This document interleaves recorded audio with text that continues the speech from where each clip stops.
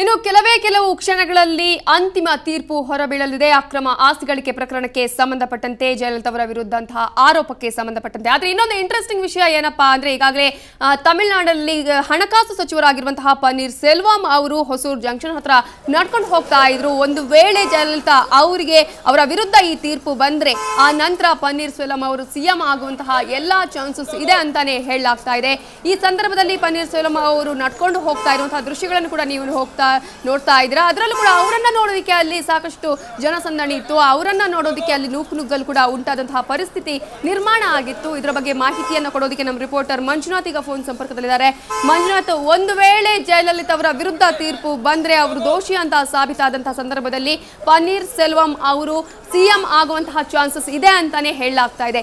ಈ ಹಿನ್ನೆಲೆಯಲ್ಲಿ ಅವರು ರೋಡ್ ಅಲ್ಲಿ ನಡ್ಕೊಂಡು ಹೋಗ್ತಾ ಇರುವಂತಹ ಸಂದರ್ಭದಲ್ಲಿ ಹೇಗೆ ಜನರು ಯಾವ ರೀತಿಯಾಗಿ ರಿಯಾಕ್ಟ್ ಮಾಡ್ತಾ ಇದ್ರು?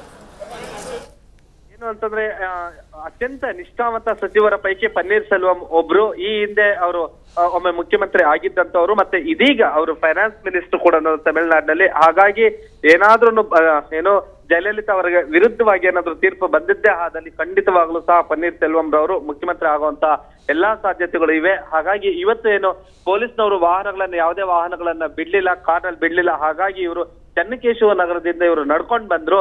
ಪೊಲೀಸ್ನವರ ಬ್ಯಾರಿಕೇಡ್ ಗಳನ್ನ ದಾಟಿ ಬರೋದು ಇವರಿಗೆ ಸಾಕಷ್ಟು ಹರಸಾಹಸವನ್ನೇ ಮಾಡ್ಬೇಕಾಯ್ತು. ಇವರ ಜೊತೆ ಬೆಂಬಲಿಗರು ಬಂದ್ರು. ಇವರು ಬೆಂಬಲಿಗರು ಸಾಕಷ್ಟು ಸಂಖ್ಯೆಯಲ್ಲಿದ್ರು. ಅವ್ರನ್ನೆಲ್ಲರನ್ನು ಸಹ ಪೊಲೀಸ್ನವರು ಚದುರಿಸಿದ್ದೇನೆ. ಕೊನೆಗೆ ಪನ್ನೀರ್ ಸೆಲ್ವಂ ಮತ್ತೆ ಇನ್ನೊಬ್ಬರನ್ನಷ್ಟೇ ಇಲ್ಲಿ ಅವರಿಗೆ ಅವಕಾಶವನ್ನ ನೀಡಲಾಯಿತು ನ್ಯಾಯಾಲಯದ ಆವರಣಕ್ಕೆ ಹೋಗೋದಿಕ್ಕೆ.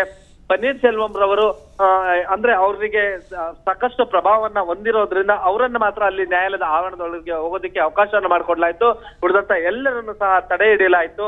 ಒಂದ್ ವೇಳೆ ಏನಾದ್ರೂ ಜಯಲಲಿತಾ ರವರ ವಿರುದ್ಧವಾಗಿ ತೀರ್ಪು ಬಂದಿದ್ದೇ ಆದ್ರೆ ಖಂಡಿತವಾಗ್ಲೂ ಪನ್ನೀರ್ ಸೆಲ್ವಂ ರವರು ಮುಂದಿನ ಮುಖ್ಯಮಂತ್ರಿ ಆಗೋದ್ರಲ್ಲಿ ಸಂದೇಹನೇ ಇಲ್ಲ. ಹಾಗಾಗಿ ಅತ್ಯಂತ ನಿಷ್ಠಾವಂತ ಸಚಿವರು ಅಂತ ಹೇಳಿದ್ರೆ ತಪ್ಪಾಗ್ಲದ್ದು. ಜಯಲಲಿತಾ ಅವರವರಿಗೆ ಆಪ್ತ ಮತ್ತು ನಿಷ್ಠಾವಂತ ಸಚಿವರು ಕೂಡ ಇವರು ಆಗಿದ್ದಾರೆ. Navitha, okay, thank you Manjunath ಡೀಟೇಲ್ಸ್ಗೆ.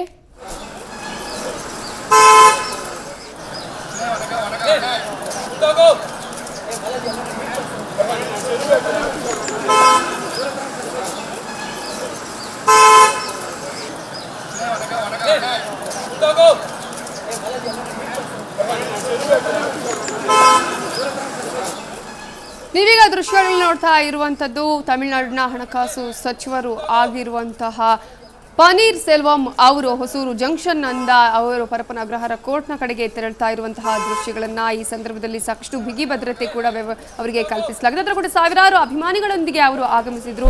ಆದ್ರೆ ಇಲ್ಲಿ ಏನು ಪನ್ನೀರ್ ಸೆಲ್ವಂ ಅವರಿಗೆ ಮಾತ್ರ ಅವಕಾಶವನ್ನ ಕೊಡಲಾಗಿತ್ತು. ಈ ಹಿನ್ನೆಲೆಯಲ್ಲಿ ನಾವು ನೋಡೋದಾದ್ರೆ ಒಂದು ವೇಳೆ ತಮಿಳುನಾಡು ಸಿಎಂ ಜಯಲಲಿತಾ ಅವರ ವಿರುದ್ಧ ತೀರ್ಪು ಬಂದಂತಹ ಸಂದರ್ಭದಲ್ಲಿ ದೋಷಿ ಅಂತ ಸಾಬೀತಾದ್ರೆ ಪನ್ನೀರ್ ಸೆಲ್ವಂ ಅವರು ಸಿಎಂ ಆಗುವಂತಹ ಎಲ್ಲಾ ಸಾಧ್ಯತೆಗಳು ಇರುವಂತಹ ನಿಟ್ಟಿನಲ್ಲಿ ಈಗಾಗಲೇ ಅಲ್ಲಿ ಸಾಕಷ್ಟು ಜನಸಂದಣಿ ಕೂಡ ಇತ್ತು. ಅವರನ್ನ ನೋಡೋದಕ್ಕೆ ಸಾಕಷ್ಟು ಜನರು ಅಲ್ಲಿ ನುಗ್ಗಲನ್ನು ಕೂಡ ಮಾಡಿದ್ರು. ಇನ್ನು ಸಾಕಷ್ಟು ತಪಾಸಣೆಯನ್ನ ನಡೆಸಿದ ನಂತರ ಪನ್ನೀರ್ ಸೆಲ್ವಂ ಅವರು ಹೊಸೂರು ಜಂಕ್ಷನ್ ನಿಂದ ಪರಪ್ಪನ ಅಗ್ರಹಾರ ಕೋರ್ಟ್ನ ಕಡೆಗೆ ನಡ್ಕೊಂಡು ಹೋಗ್ತಾ ಇದ್ರು.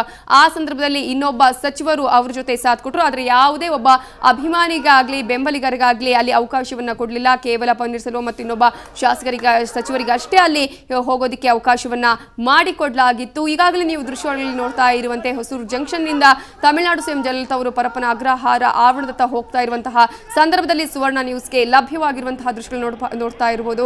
ಅಲ್ಲಿ ತಮಿಳುನಾಡು ಸಿಎಂ ಜಯಲಲಿತಾ ಅವರು ತಮ್ಮ ವಾಹನದಲ್ಲಿ ಪರಪ್ಪನ ಅಗ್ರಹಾರ ಆವರಣದತ್ತ ಆಗಮಿಸಿದಂತಹ ದೃಶ್ಯಗಳು ಸುವರ್ಣ ನ್ಯೂಸ್ಗೆ ಲಭ್ಯವಿದೆ. ಸಾಕಷ್ಟು ಭದ್ರತಾ ಪಡೆಯೊಂದಿಗೆ ಅವರು ಆಗಮಿಸಿದ್ರು. NSG ಕಮಾಂಡೋ ಪಡೆಗಳು ಆಗಿರಬಹುದು ಅಥವಾ Z+ ಮಾದರಿಯ ಭದ್ರತೆಯನ್ನು ಕೂಡ ಅವರಿಗೆ ಒದಗಿಸಲಾಗಿತ್ತು. ಈ ಹಿನ್ನೆಲೆಯಲ್ಲಿ ಇವತ್ತಿನ ತೀರ್ಪು ಸಾಕಷ್ಟು ಮಹತ್ವವನ್ನು ಪಡ್ಕೊಂಡಿದೆ. ಯಾಕಂದ್ರೆ ಇದು ತಮಿಳುನಾಡು ಸಿಎಂ ಜಯಲಲಿತಾ ಅವರ ರಾಜಕೀಯ ಜೀವನಕ್ಕೆ ಕೂಡ ಚೇಂಜಸ್ ಆಗುವಂತಹ ಅಥವಾ ಬದಲಾವಣೆ ಆಗುವಂತಹ ಒಂದು ತೀರ್ಪು ಅಂತಾನೆ ಹೇಳ್ಬೋದು. ಒಂದು ವೇಳೆ ಅವರು ನಿರ್ದೋಷಿ ಅಂತ ಸಾಬೀತ ಆದ್ರೆ ಮತ್ತೆ ಅವರು ಮುಖ್ಯಮಂತ್ರಿ ಆಗಬಹುದು ಅಥವಾ ಮುಖ್ಯಮಂತ್ರಿಯಲ್ಲೇ ಪಟ್ಟದಲ್ಲೇ ಉಳ್ಕೋಬಹುದು. ಒಂದು ವೇಳೆ ಅವರು ದೋಷಿ ಅಂತ ಸಾಬೀತಾದ್ರೆ ಆ ಸಂದರ್ಭದಲ್ಲಿ ಅವರನ್ನ ಬಂಧನಕ್ಕೆ ಒಳಪಡಿಸುವಂತಹ ಸಾಧ್ಯತೆಗಳು ಕೂಡ ಇದೆ. ಅದರ ಜೊತೆಗೆ ಅವರ ಶಾಸಕತ್ವವನ್ನು ಕೂಡ ಅಲ್ಲೇ ಅನರ್ಹಗೊಳಿಸುವಂತಹ ಸಾಧ್ಯತೆಗಳಿದೆ.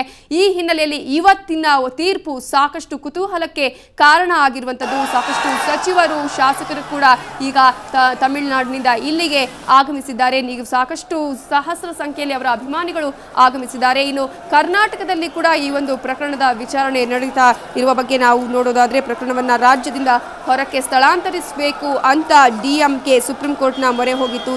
ಈ ಹಿನ್ನೆಲೆಯಲ್ಲಿ ತಮಿಳುನಾಡಿನಲ್ಲಿ ಅಧಿಕಾರಕ್ಕೇರಿದ ಹಿನ್ನೆಲೆಯಲ್ಲಿ ಆ ಪಕ್ಷ ತಮ್ಮ ವಿರುದ್ಧ ಪಿತೂರಿ ಮಾಡುತ್ತೆ ಅಂತಾನು ಕೂಡ ಎಡಿಎಂಕೆ ನಾಯಕಿ ಜಯಲಲಿತಾ ಅವರು ಕೂಡ ಹೇಳಿಕೊಂಡಿದ್ರು. ಈ ಹಿನ್ನೆಲೆಯಲ್ಲಿ ಸುಪ್ರೀಂ ಕೋರ್ಟ್ ಕರ್ನಾಟಕಕ್ಕೆ ಈ ಪ್ರಕರಣವನ್ನ ವರ್ಗಾವಣೆ ಮಾಡಿತ್ತು.